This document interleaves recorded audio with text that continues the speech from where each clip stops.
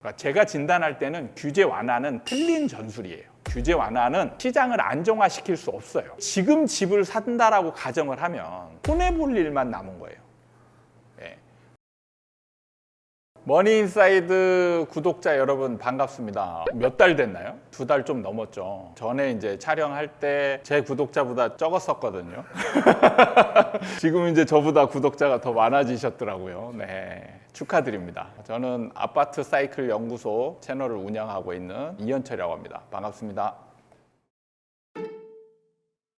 약간 변화가 있었던 측면은 이제 대선이라는 변수가 있었습니다. 민주당에서 국민의힘으로 정권이 바뀌면서 국민의힘 같은 경우는 문재인 정부의 부동산 정책을 비판하면서 여기에 핵심적인 잘못된 부분이 뭐였을까 이렇게 판단하면서 규제를 너무 많이 했다. 그렇게 이제 판단을 하고 규제 완화를 해서 시장을 안정화시키겠다라는 기조로 당선이 됐습니다. 근데 문제는 시장 참여자들은 이 규제 완화를 다르게 해석을 해요. 규제 완화를 하면 시장이 상승한다라고 해석을 하고 있습니다. 그래서 윤석열 정부가 이제 출범할 당시에 아직 정책을 구체적으로 내놓지 않았을 때 사람들이 이제 규제 완화하겠구나 이렇게 기대를 품으면서 집값이 잠깐 상승한 적이 있었습니다. 그러니까 집주인들이 이제 집을 내놨을 때 매물을 걷어들이고 호가를 막 올렸어요. 그리고 이제 매수자들이 이제 그 전까지만 해도 매수세를 좀 줄였었거든요. 그래서 거래량도 확 줄고 이랬었는데 규제를 완화하니까 집값 또 올라가는 거 아니야? 해서 불안해하는 일부 매수자들이 집을 샀었죠. 그러면 이제 신고가가 터지는 거예요. 그러는 상황이 이어지면서 다시 상승하는 게 아니냐라는 시장 전망이 이제 나오기 시작했는데 이때 정부가 구체적인 정책들을 내놓으면서 이제 어떤 얘기를 하냐면 이번 정부가 바라는 거는 시장 상승이 아니다. 이번 정부는 시장의 안정화를 위해서 하락 안정화라고 얘기했어요. 하락 안정화. 를 얘기하면서 규제 완화를 구체적인 방법으로 끌고 가려고 하는데 시장 참여자들이 해석을 이렇게 다리하면 규제 완화 속도를 조절할 수밖에 없다. 이렇게 이제 가는 거죠. 그래서 규제 완화에 대한 구체적인 정책들이 이제 한꺼번에 막 쏟아지는 게 아니고 하나씩 이제 뒤로 이제 늦추면서 시장에 좀 영향이 적을 만한 정책들을 내놓기 시작한 거예요. 그래서 첫 번째로 나온 정책이 이제 양도세 중과를 원래는 2년이었는데 1년으로 줄였어요. 그러니까 그것도 왜 그렇게 되냐면 2년으로 풀어주면 이것도 시장에 상승 작용을 할 수도 있겠구나 해서 1년으로 줄인 거예요. 그 다음에 이제 LTV도 대출 규제도 좀 풀어주겠다 해서 LTV는 이제 무주택자 위주로 이제 풀어줬는데 정작 DSR은 안 풀어줬어요. 대출이 많이 일어나게 하려면 LTV와 DSR을 같이 풀어야 되거든요. 그러니까 이걸 잘 모르는 분들도 있을 텐데 간단하게 설명드리면 LTV는 총액 기준이에요. 만약에 예를 들어서 아파트 시세가 10억이다. 그럼 LTV가 50% 나온다. 그러면 얼마 나오냐면 5억이 나오는 거예요. LTV는 총액 대비 비율을 얘기하는 겁니다. 그러니까 10억짜리인데 LTV가 40%다. 그러면 얼마 나오냐? 4억이 나오는 거죠. 60%면 6억이 나오는 거고. 그럼 DSR은 뭐냐? 이자가 나가는 비중이 이제 소득 대비 비중이라고 해요. 소득. 우리가 그 월급을 받잖아요. 그럼 월급에서 차지하는 비중. 내가 부채를 이 아파트만 빌리는 게 아니고 다른 뭐 신용도 있고 뭐 여러 가지 부채들이 있을 거 아니에요. 그럼 이 부채를 다 총합을 해요. 총합을 해서 여기에서 나가는 이자가 월급에서 차지하는 비중이 몇 프로인가. 이걸 따지는 거예요. 그래서 LTV를 늘려놨는데 내가 만약에 월급이 좀 많지 않다. 대출을 많이 받을 수가 없겠죠. 그래서 이제 이거를 풀어줘야 대출이 확대되는 효과가 있는 거예요. 근데 DSR은 잠궈놨어요. 안 풀어줬어요. 그러니까 저소득자들 같은 경우는 대출이 하고 싶어도 안 되는 거예요. 규제 완화 효과가 굉장히 줄어들었다라고 보면 되는 거죠. 윤석열 정부는 어쨌든 대출 규제를 어느 정도 풀어준 공약은 지킨 셈이 되는데 시장에 대한 영향은 그렇게 크지 않은 정책을 내놨다. 이렇게 보시면 되고요. 그 다음에 이제 뭐 다주택자들이 이제 1주택자가 됐을 때 비과세 요건을 재기산하는 제도가 있었는데 이거를 이제 없애준 거죠. 근데 이런 거 같은 경우는 사실 시장에 아주 큰 효과가 별로 없다. 이미 이제 다주택자들이 그 프레임에 갇혀 있기 때문에 이거를 풀어줘봤자 큰 시장의 효과가 없다. 이렇게 보고 이제 정책들을 낸 것이죠. 그 다음에 지금 논란이 일고 있는 이제 일기 신도시 쪽에 재건축 그 규제 완화 이런 것들은 좀 속도 조절을 하겠다 하면서 이제 규제 완화를 구체적으로 지금 내놓지 않고 있는 중이에요. 이런 상황이다 보니까 시장에서는 이제 다시 규제 완화로 인한 시장 상승 효과를 기대하다가 다시 이제 사그라들고 있는 추세라고 보시면 됩니다. 그러니까 여러분이 이제 좀 알아두셔야 될 게 정부가 뭘 바라고 있는지를 먼저 알아야 돼요. 정부가 시장에 대해서 상승을 바라고 있는지 아니면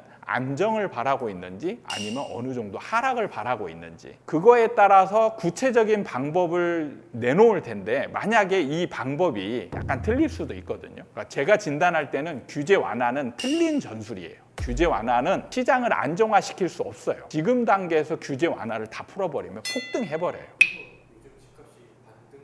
네, 규제 완화는 폭등이에요. 이게 상승이에요. 근데 이게 평가를 하다 보니까 문재인 정부에서는 규제를 많이 했었잖아요. 많이 했으니까 상승했다로 이제 많은 사람들이 진단을 내렸거든요. 그러니까 그것도 올바른 진단이 아닌 거예요. 규제를 많이 한 거는 시장이 먼저 상승을 했기 때문에 이걸 잡기 위해서 어쩔 수 없이 규제를 할 수밖에 없는 거죠. 시장이 상승한데 막을 방법은 규제밖에 없어요. 그렇기 때문에 규제를 했는데 시장이 워낙 에너지가 크기 때문에 그걸 이겨내고 상승한 것뿐이에요. 근데 정확히 보면 윤석열 정부가 이미 탄생하기 전에 작년 말부터 시장이 침체로 돌아섰습니다. 작년 말부터 시장이 침체로 돌아섰을 때의 상황을 보면 규제 완화는 전혀 이루어지지 않았어요.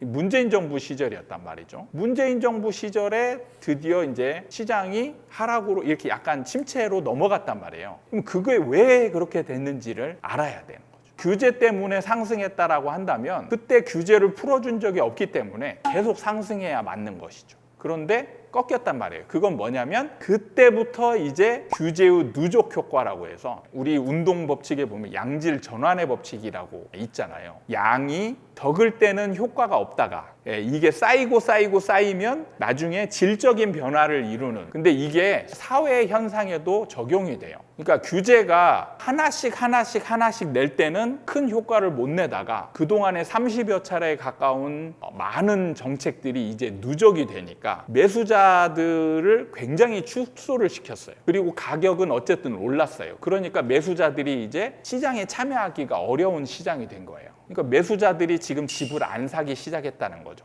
근데 규제를 풀어주면 매수자들이 다시 살 수 있는 여력이 생겨요. 그러니까 중요한 거는 다주택자가 집을 살 수 있느냐 없느냐거든요.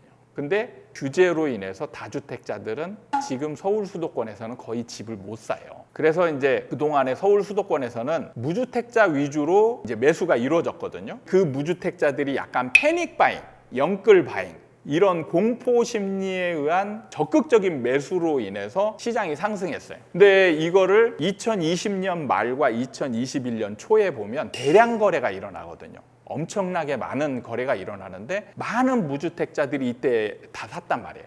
그러면 이제 문제는 여러분 이제 잘 모르실 수 있을 수도 있는데 무주택자 중에는 절대 집을 안 사는 분들도 많아요. 어떤 시장 상황이 되더라도 평생 거의 집을 안 사는 분들도 있습니다. 그러니까 그분들은 어떻게 보면 시장 참여자들이 아닌 거예요. 그럼 이제 남은 사람, 집을 살 수 있는 남은 사람이 얼마 남지 않았다는 거예요. 그 규제로 인해서. 근데 규제를 풀어주면 다주택자들이 집을 살 수가 있어요. 왜냐, 지금은 집을 살 수 없는 게 양도세 중과에 묶여 있거든요. 그러니까 서울 수도권에서 사가지고 수익이 났어요. 그러면 이 사람들은 수익의 80, 90%를 세금으로 내야 돼요. 그러면 사는 의미가 없잖아요. 근데 양도세 중과를 풀어주면 수익이 50% 이상 난단 말이에요. 그러면 야, 이거는 굉장히 호재가 되는 거죠. 그럼 다주택자들은 지금 집값이 많이 올랐기 때문에 돈의 여유가 있는 거예요. 이런 사람들은 집을 살 수가 있는 거죠. 그러니까 양도세 중과를 1년으로밖에 안 풀어준 이유가 거기에 있는 거예요. 매수세는 생각하지 않고 자꾸 매물 나오는 효과만 막 부풀렸었거든요, 사람들이. 그런데 매수가 더 큰 효과를 낸다. 그럼 양도세 중과를 풀어주면 매수세가 늘어나게 돼요. 그렇기 때문에 이런 규제를 안 풀어준 상황에서 매수자들이 없는 거예요. 그렇기 때문에 이제는 비로소 정책의 누적 효과가 생기는 거예요. 그러니까 이때에 그 규제를 막 풀어주면 다시 상승하기 때문에 이제 새로운 정부는 규제 완화가 맞는 것 같은데 규제 완화를 하려고 했더니 시장이 상승한단 말이에요. 본인들이 바라는 방향, 시장 방향이 아닌 거예요. 그러니까 약간은 배신 아니야? 막 이런 이제 얘기도 나오잖아요.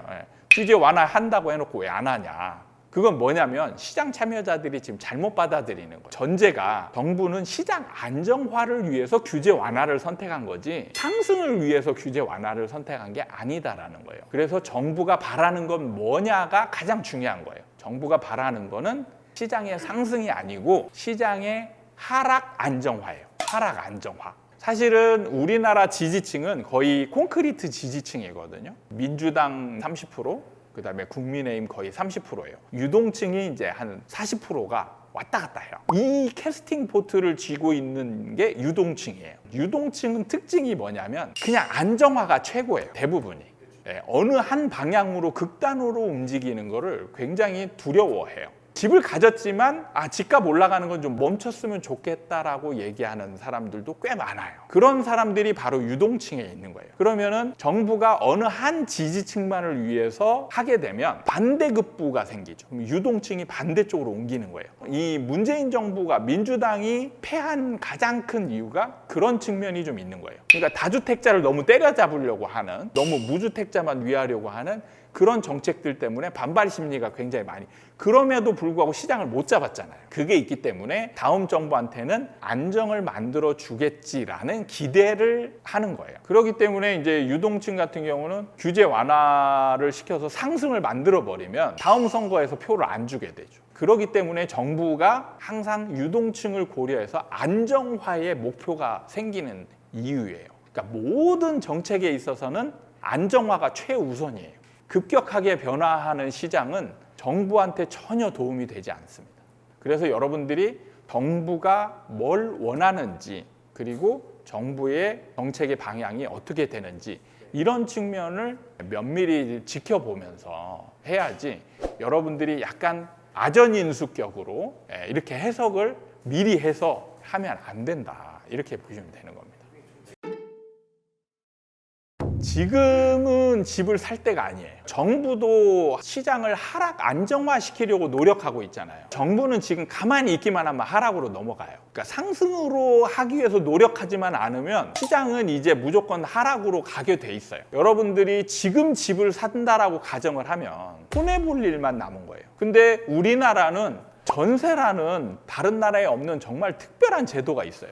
이 전세라는 제도가 주거를 선택할 때 매매로 선택하느냐 전세로 선택하느냐를 따졌을 때 하락 시장에서는 전세는 절대 손해보지 않는 주거 포지션인 거예요. 그렇기 때문에 무리해가지고 매매를 해서 하락을 하고 있는 동안에 뭐가 생기냐면 후회가 생겨요. 후회라는 게, 내가 그때 이걸 안 사고 전세로 갈 걸. 그럼 나는 손해보는 게 없는데. 이런 심리가 강하게 자리를 잡아요. 그러면서 저번 영상에서도 얘기했지만 부부싸움이 일어나고 이자 부담에 따른 고통이 생기고 후회에 따른 이 심리적 압박감이 굉장히 커지는 거예요. 그래서 부동산 같은 경우는 사실 하락하면 짧게 하락하지 않거든요. 굉장히 길게 하락해요. 그러면 여러분들 시장을 잘 모른다 하더라도 어차피 이제 느낌은 이제 옛날 상승장하고 지금의 시장은 약간 느낌이 다르잖아요. 모르는 사람도 시장이 좀 변하고 있구나 느껴진단 말이에요. 이럴 때는 좀 참는 게 훨씬 나은 거죠. 1년 뒤에 집값 예측은 어느 정도 가능합니다. 가능한데 큰 의미가 없어요. 그러니까 1년 뒤에 집값을 알면 알고자 하는 목적이 뭐예요? 살까 말까잖아요. 이게 주식 같은 경우는 사실 대세 상승장, 대세 하락장이라는 게 있긴 하지만 그 속에서 또 출렁이는 것도 있거든요. 출렁이는 게 있기 때문에 어느 정도 주가를 예측을 해서 중간에 들어가면 약 몇십 프로 먹고 나오는 그런 거를 노리고 이제 들어갈 수도 있어요. 근데 부동산은 그렇지가 않아요. 그렇지가 않은 게 한번 하락장으로 가잖아요. 그럼 1년 뒤에 가격을 알았어요. 그럼 이때 들어갈까 말까? 이게 아니고 들어가면 안 되는 거예요. 하락 추세니까 그냥 바닥까지 쭉 떨어질 때까지는 굳이 구입할 필요가 없어요. 그러니까 사실은 몇 년 뒤의 가격, 이게 중요한 게 아니고 추세가 중요한 겁니다. 그것만 사실은 어느 정도 예측하면 부동산 공부는 다 했다라고 보시면 돼요. 지금 시황과 뭐 내년 시황 뭐 이런 걸 막 물어보잖아요. 사실 그게 큰 의미가 없거든요. 그런 게 큰 의미가 없는 게 어떤 대세 시장의 흐름이 바뀌어버리면 그 대세의 흐름대로 가기 때문에 중간중간에 가격 파악하는 게 큰 의미가 없게 되는 거예요. 그래서 여러분들은 공부할 때 뭘 공부해야 되냐? 추세, 시간의 흐름에 따른 가격 변화 정도를 공부를 해야 되는 거예요. 그렇죠. 제가 공부할 때 딱 그 관점에서 공부를 했어요. 제가 부동산 시장을 바라보면서 처음에 상승장을 보니까 사람들이 굉장히 중간중간에 불안해하고 올라갈까 막 걱정을 하는데도 불구하고 그걸 다 이겨내고 올라가더란 말이죠. 하락장을 보니까 중간중간에 사람들이 또 상승하네 어쩌네 막 그 거래가 늘어났네 막 이러지만 결국에는 계속 하락을 했단 말이에요. 그런 걸 봤을 때 부동산 시장은 대세 흐름의 중요도가 굉장히 크구나. 한번 방향을 정하면 그 방향이 굉장히 오랫동안 지속되는 특성이 있구나. 그럼 왜 이렇게 될까? 이걸 이제 분석을 했을 때 바로 그게 대중심리의 힘이구나. 시장이 이렇게 방향을 설정을 하잖아요. 그러면 여기에 관심이 없던 사람들도 점점 여기에 관심을 두면서 같은 방향으로 시장이 움직이게 되는 거예요. 상승장이면 모든 사람들의 생각이 상승으로 몰리게 돼요. 그게 이제 반복되면서 우리가 이쯤 되면 멈춰야 되는데 멈출 거야 라고 생각했는데 이걸 다 이겨내고 더 많이 상승하는 이유가 그거예요. 대중심리가 한 방향으로 몰리게 되면 그걸 조금 나쁜 말로 얘기하면 투기 시장이에요. 우리나라는 시장이 투기 시장화 되어 있어요. 나는 투기를 하지 않아도 모든 사람들이 비슷한 생각을 가지기 때문에 저절로 투기 시장화 되는 거예요. 그래서 사람의 행동에 대한 옳고 그름을 논하면 안 되는 거예요. 근데 많은 사람들이 투기 이렇게 얘기하면 너 잘못하는 거야. 이렇게 이제 얘기하잖아요. 그건 의미가 없습니다. 예를 들면 코로나가 처음 막 생겼을 때 사재기가 생겼잖아요. 마스크 사재기. 그다음에 외국은 특이하게 휴지 사재기가 막 생겼어요. 그때 사람들은 여기에 옳고 그름은 없는 거예요. 생존을 위해서 하는 겁니다. 본능같이 행동하는 거예요. 본능같이. 그러니까 투기 시장이나 사재기 시장이나 약간 상태가 비슷해요. 비슷한 심리 상태가 형성이 되는 거예요.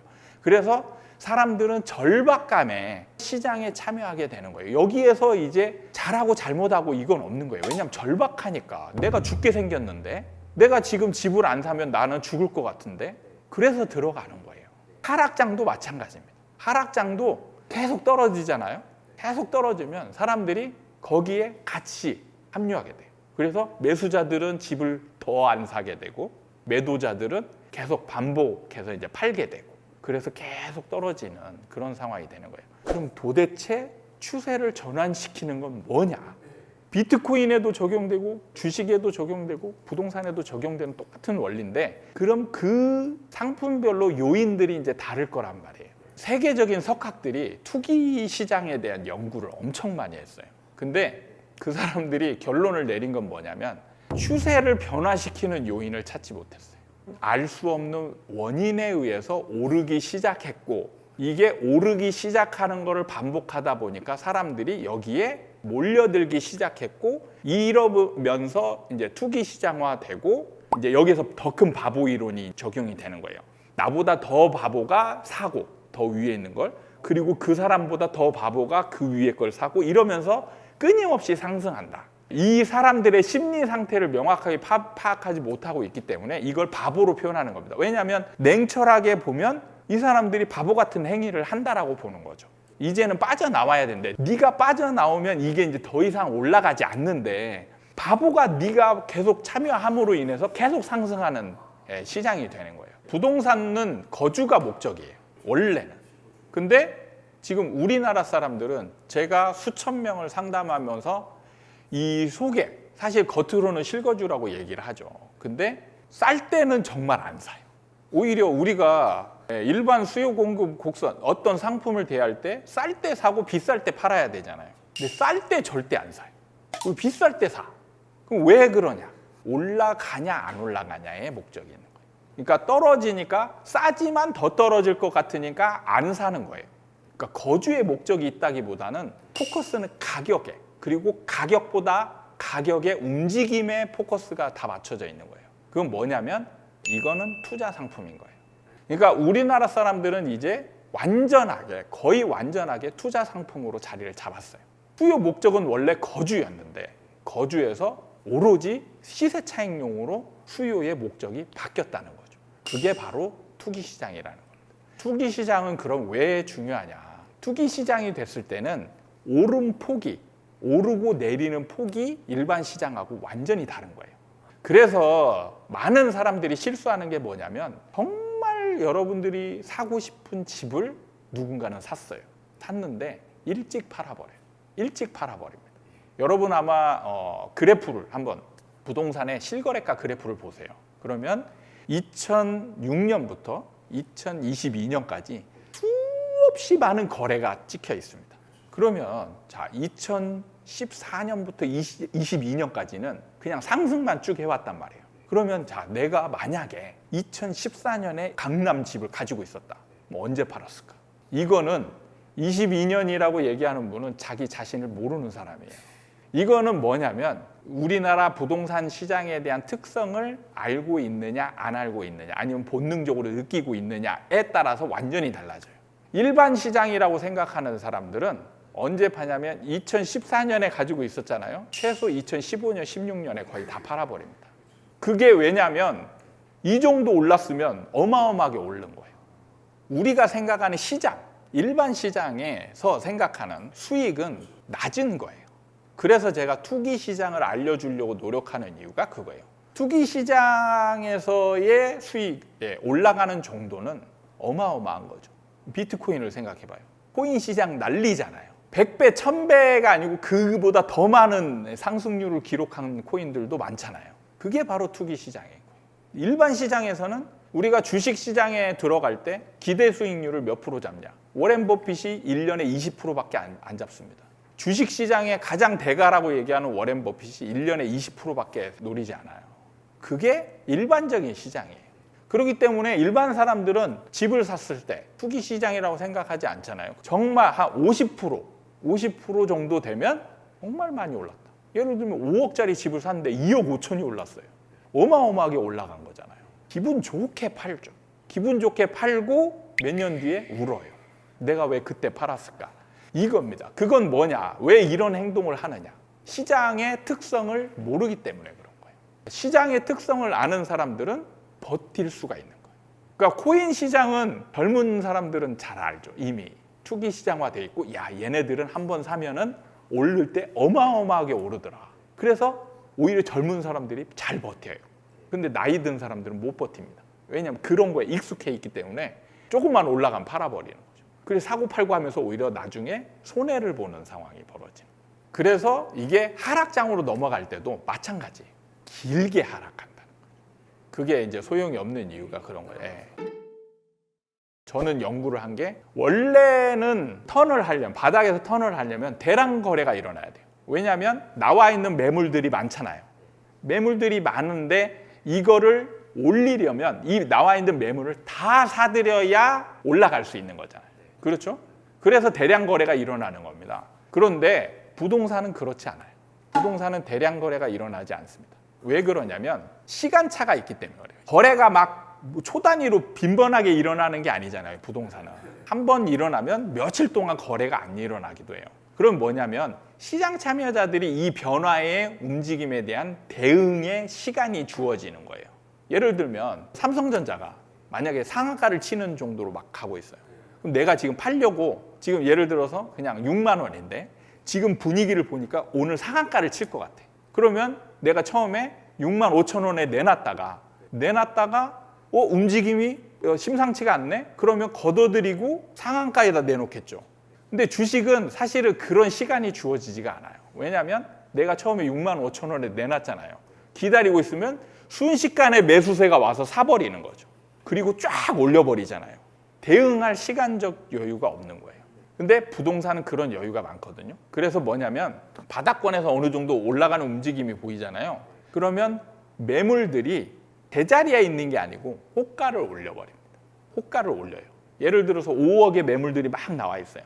그럼 이제 누가 5억의 매물들을 몇 개 사드릴 거 아니에요. 그럼 기다리고 있는 게 아니고 이 사람들이 5억 5천의 매물을 올려버린다는 거예요. 거래가 많이 안 일어나면서 상승이 벌어지는 거예요. 그래서 이런 특성을 알고 있어야 되는 거예요. 그런데 신기하게 많은 사람들이 사지 않는데도 올라가요. 매물들이 싼 매물들이 있는데도 올라가요. 그런 상황들이 이제 벌어지는 원인에 대해서 제가 정말 많이 연구를 했는데 이게 밝혀내기가 어려웠어요. 그게 나중에 이제 한참 지나서 밝혀낸 게 바로 전세가에 밀려 올라가는 현상을 제가 우리나라 처음으로 제가 발견을 한 겁니다. 이제 첫 번째 색을 쓴 이유예요. 전세가를 알면 부동산 투자가 보인다잖아요. 그래서 다른 상품하고 다른 현상이 벌어지는 거예요. 네, 그래서 바닥에서 전세가에 밀려 올라가는 현상이 벌어진다. 그럼 전세가는 또 왜 올라가느냐? 뭐 이런 얘기는 이제 심도 있게 들어가야 돼요. 왜 올라가는지에 대한 시장 이론이 이제 들어가서 우리나라 부동산 시장 이론에 대한 설명이 이제 구체적으로 들어가야 되는데 이거는 시간적으로 진짜 어마어마한 시간이 소요가 돼야 돼요. 네.